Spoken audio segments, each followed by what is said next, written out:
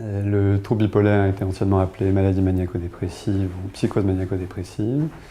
C'est une maladie qui touche 1 à 3% de la population générale. Elle débute généralement entre 18 et 25 ans, parfois plus tard, notamment chez la femme, après la ménopause. Elle se diagnostique par une alternance de dépression et de phase maniaque avec des intervalles libres.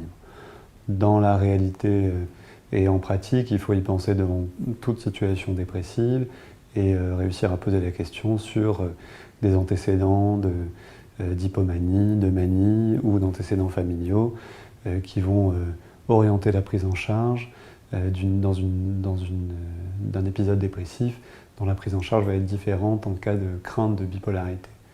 On distingue plusieurs types de bipolarité.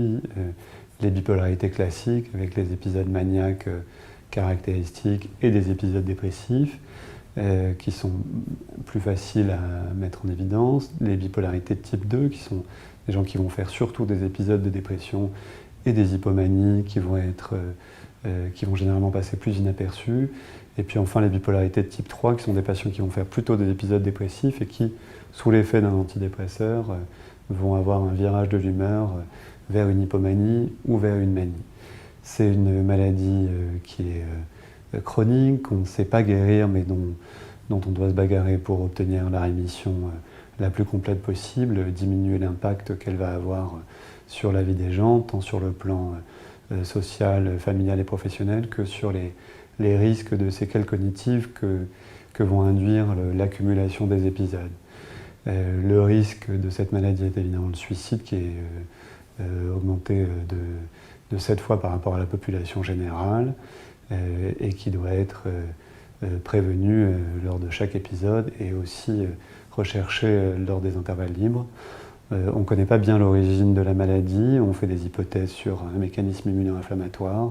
On sait qu'il y a une vulnérabilité génétique avec un risque augmenté d'avoir la maladie quand une personne apparentée au premier degré a été touchée.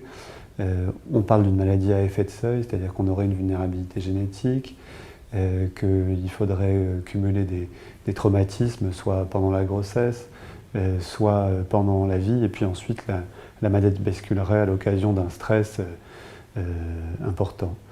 Voilà, donc la maladie maniaco-dépressive doit être diagnostiquée, souvent il y a un retard diagnostique, elle doit être recherchée devant toute situation de dépression.